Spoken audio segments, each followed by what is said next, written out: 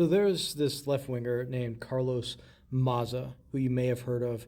Anyways, he's a self-proclaimed Marxist, right? And there was an article in The Atlantic talking about the dangers of unmitigated free speech, that it's not just misinformation that's a problem, but it's something even darker.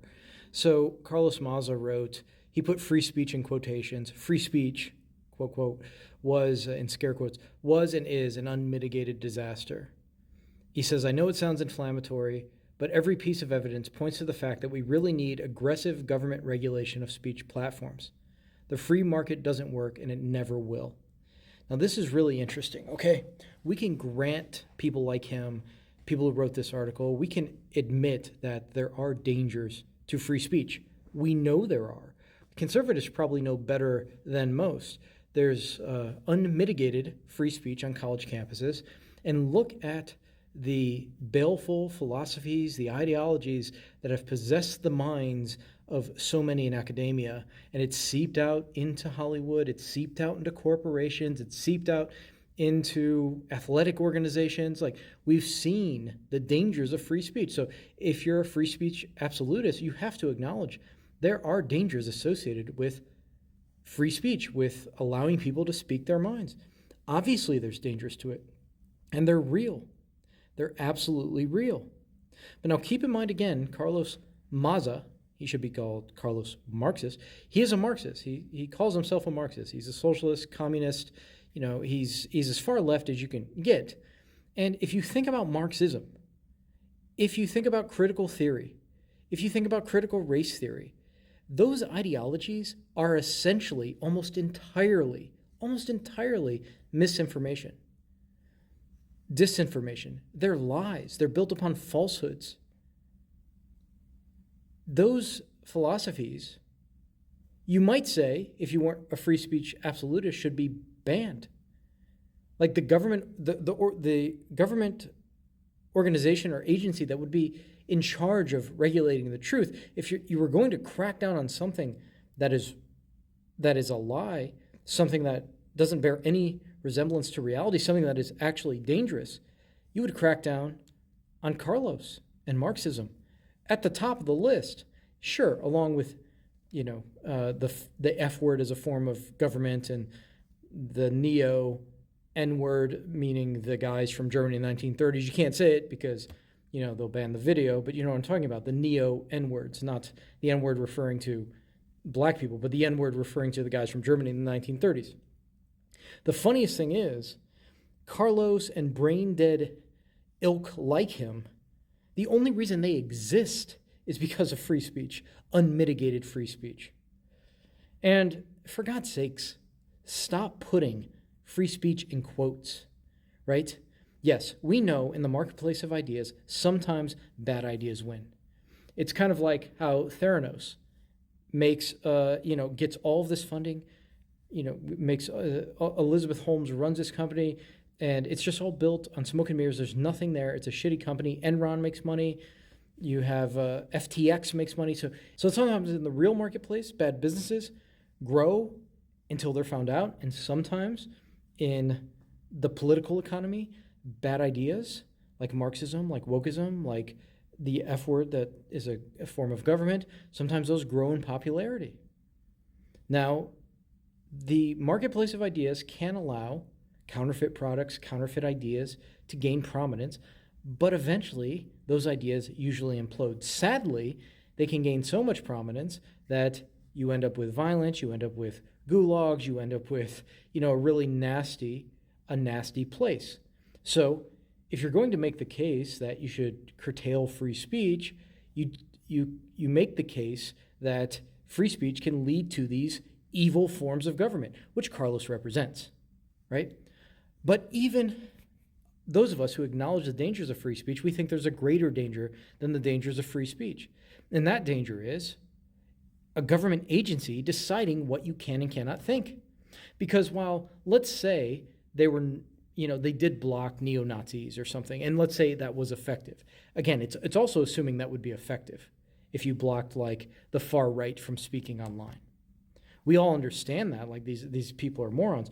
Assuming that would work, okay, you still have a problem of who's deciding exactly what else to block. You could make the case that if the government was blocking bad ideas, it would be worth it to have it to squelch out misinformation, disinformation. The problem, of course, is sometimes what the government sees as misinformation or disinformation is actually the truth and actually good for society. And we can all think about COVID and certain things related to the pandemic. That's obvious. But here's the problem, which you're all, I'm sure, screaming at right now, is like, who runs the agency? Because you see, Carlos thinks it's going to be people who like his worldview that run the agency, right? He thinks that in the future, everybody he doesn't like will be banned. He doesn't assume that this misinformation ministry is going to come after him. But of course it could, right? And I could make the case, if you're going to have one, they should go after guys like him and kick him offline. If you're going to ban right-wing crazies, you need to ban left-wing nuts who still put Marxist in their profile. It literally says in his Twitter profile that he's a Marxist. So we all agree with the dangers of free speech. We've, again, watched the woke lies spread through academia and the corporate world. But we still, if we're free speech absolutists, while acknowledging those potential dangers, we still defend the right of people like Carlos and the woke morons to express their views. And then it's on us to put forth counter arguments, better arguments, to defeat those morons, and to do it to the far right as well. We know we're playing with a dangerous, people are easily swayed by rhetoric. They can be illogical. When you get into a mob, the morality shifts, right? Like, you start to lose certain morals and certain standards. We recognize all of that. We see it all the time. We've seen it on the right, we've seen it on the left, but we know the greater danger is you end up with a government agency that favors one side or the other, or goes down the wrong path and starts blocking the truth and promoting falsehood. The real danger is someone like Carlos ends up in that agency, which is, I think, in his mind, is where he belongs. He thinks he should be at the head of the Ministry of Truth. And of course, he's completely out of his mind. He's in love with an evil ideology, an evil philosophy, right? But he thinks him and people like him will run this agency, and they'll snuff out all the right-wing propaganda. Now, naturally, what could happen is you get somebody is like on the right, like Nick Fuentes, which is kind of a mirror of Carlos Maza and these woke progressives. You could get someone like Nick Fuentes in the head of that position in the government, and then suddenly he's just banning everything left-wing and letting the radical right go crazy. One of the things I remember, what was that guy's name who was like the head of safety at Twitter, Noah something maybe? Anyways, I was watching him during his congressional appearance, and they asked him about Libs of TikTok, and he said, unfortunately, Libs of TikTok is still active on the site. And I thought, you were the head of safety and whatever. He did something at Twitter. I'm like, all Libs of TikTok was doing was reposting the stuff that these moron woke progressives were posting. Like, why would you care that they're amplifying a message the woke's already putting out, right? So you could see at Twitter what was happening when you have this Ministry of Truth. Their political biases, make them hyper-focus on the right wing. And as I always say, the problem with the ideas that Carlos have and others is like they're Zoolanders. They can't look left. They can't turn left. They can't see the problems on their own side. And the right would do this as well. But of course, in tech, for the most part, this is changing a little bit.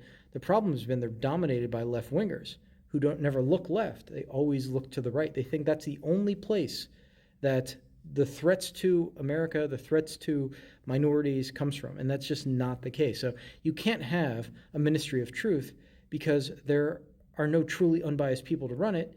And even unbiased people could get something wrong. So that's why we defend free speech. And because of free speech, Carlos has a platform. That's the only reason he exists, politically speaking.